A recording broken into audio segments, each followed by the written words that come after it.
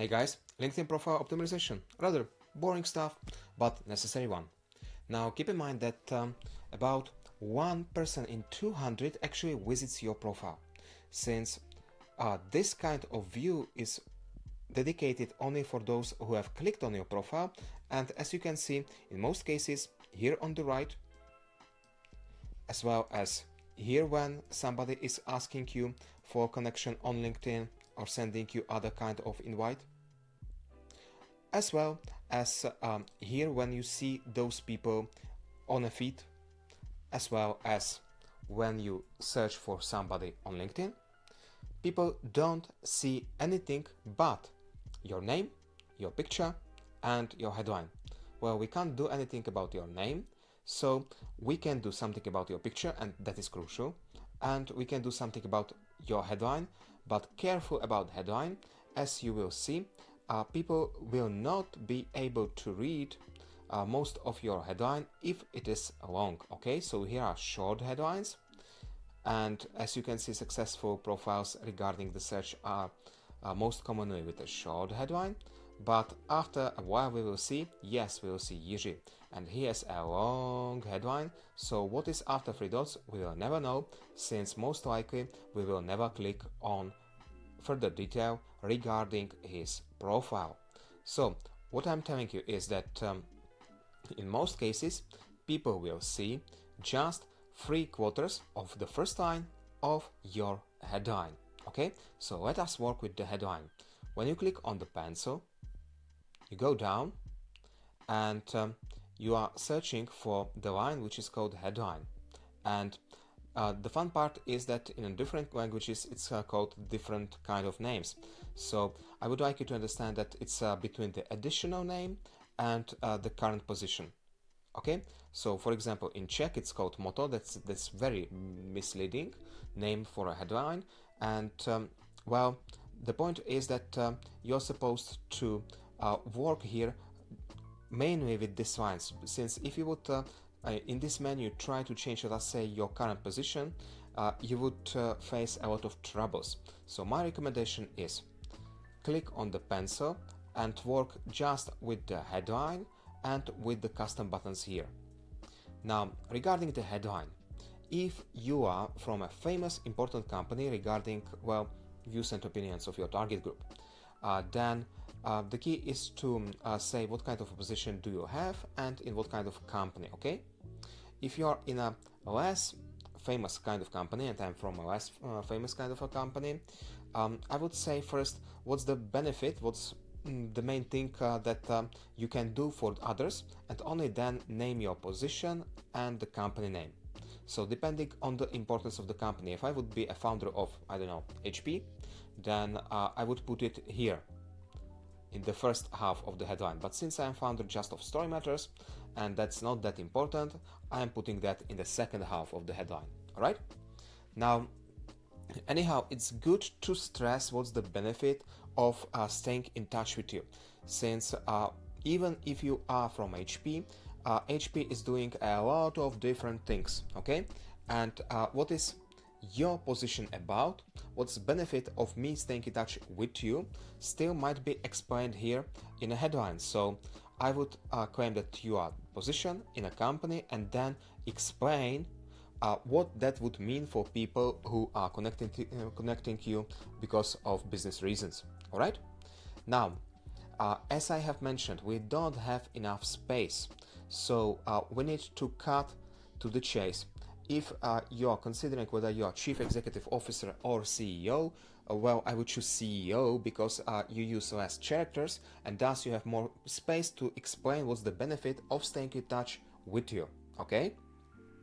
Now, regarding the headline, one more important thing.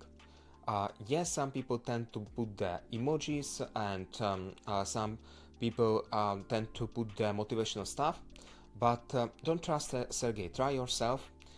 You will see that less people will be willing to connect you if you would try to make some kind of fun of your headline. Okay, my recommendation is keep it simple, keep it business, and don't mess around a lot with your headline, since when we try to mess around with it with some kind of claims or provocation or emojis, or we've got the worse results than with perhaps a boring but very clear headline.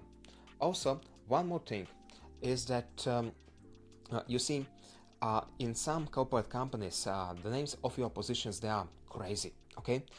So nobody outside of your company actually understands what you're doing.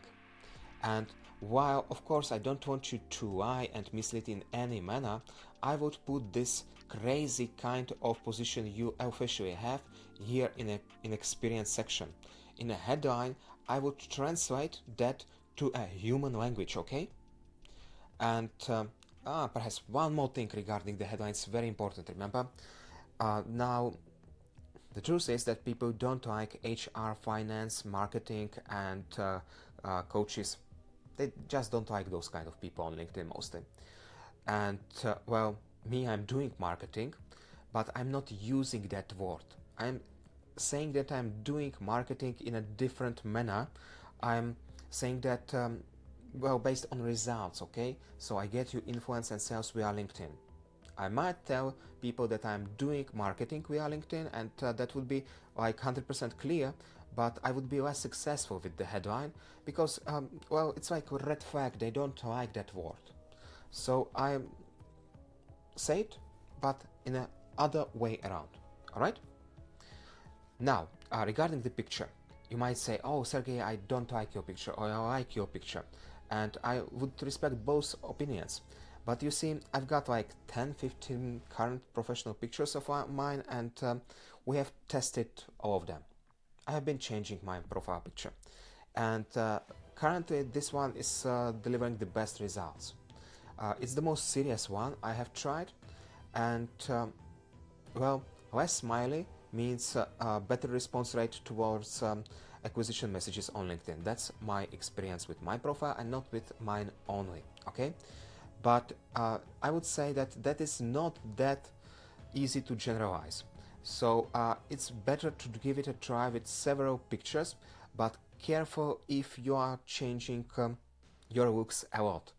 That applies, for example, for ladies. They are changing the color of their hair, the length of their hair, and well, it's hard to follow that it's still the same person.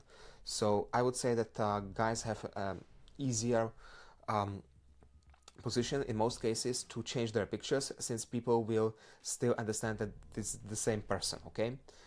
With girls and changes of their looks, I would be more nervous about sudden changes of LinkedIn profile pictures. Anyhow, the key points that pretty much apply close to 100% of cases are that you need your face in that circle be that big, okay? Very, very big, very visible.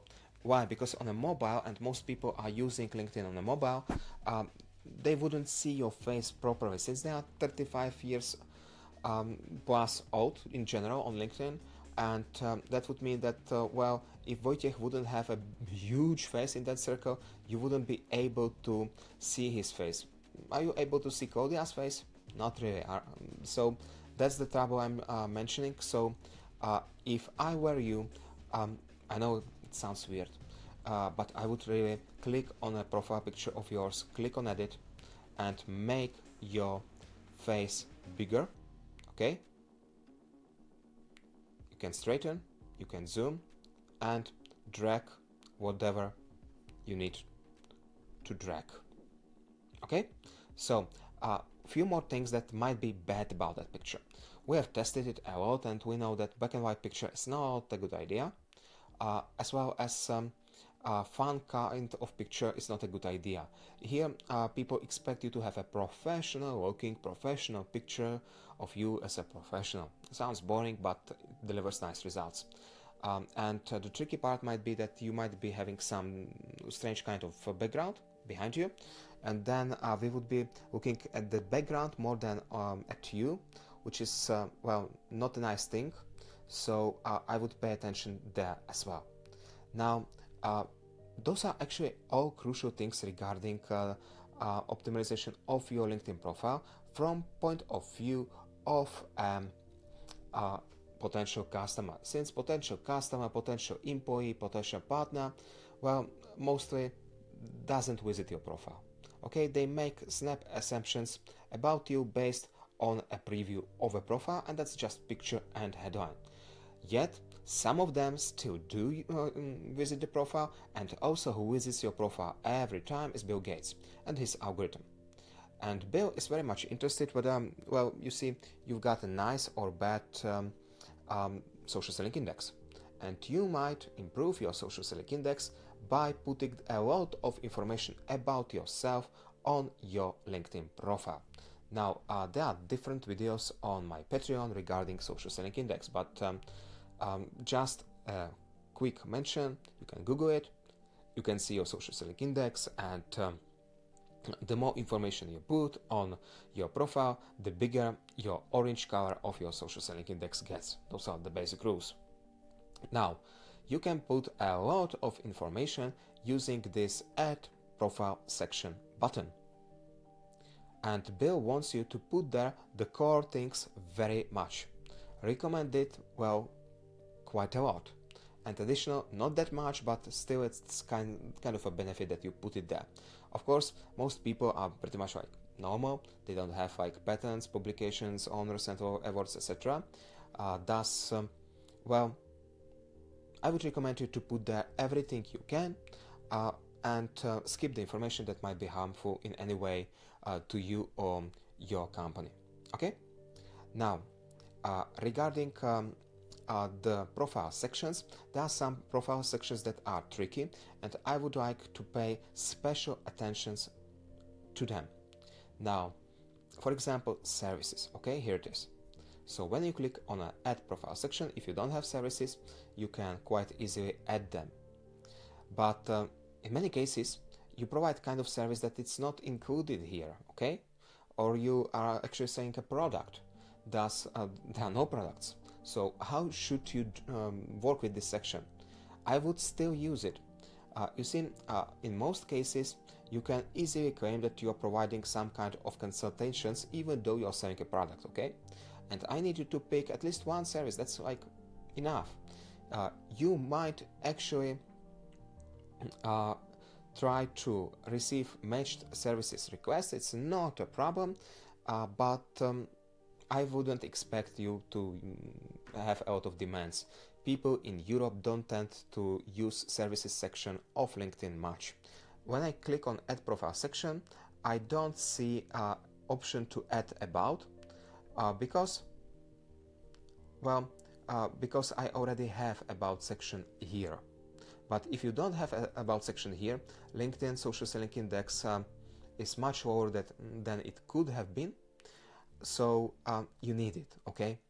And you would click on an Add Profile section and add it there. But I do have it, so I need to go here and click on a pencil to edit it. Now you can attach skills to About section, but well, it does not deliver any kind of results, and I wouldn't bother with that. But I would put here a clear information regarding you and the company you are representing. If you want to spare some time, okay, you might at least write there that currently I'm working in a company that and that on that kind of a position, and then copy paste a text about that company, and that would be the rest of your About section. The best practice is to have it like semi-long, so 4 to 7 lines. Longer texts, well, are not likely to get a human eye. And perhaps one more thing as an end of this video, that's the banner, okay? Now banner is less important. Yes, some people see part of your banner here, but still not a big part of that banner. So I would say that not a lot of people see your banner. So don't presume that if you put a key information on a banner, we actually see it, and we don't. But on the other hand, some people see it when they actually visit your profile. And remember, I don't have a physical product, so I might be showing that I'm not a freelancer, I'm a business owner, and that is why I have a picture of me with a team. Okay, that's my situation. And there's a simple claim. I'm deliberately have this claim in Czech, even though my profile is in English, Why? Because when Czech people are visiting a profile of a guy with a name that is not really Czech, they might presume that I don't speak Czech. And I would like to communicate in this manner that I do.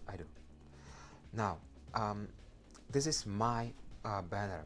You might have a different one. You might have a banner of you in a TV or a conference to social proof that you are an important kind of a person. You might also put there a physical product if you've got it. You might put there a picture of your nice office. There are a lot of nice options to be done, and there is also a possibility to do it in a wrong manner. I wouldn't put the picture of you on a holiday. I wouldn't put the random picture generated by AI or random picture from Google. Those things, well, don't look genuine, alright? And that's it. That's it for the first part of LinkedIn profile optimization. See you next time. Take care.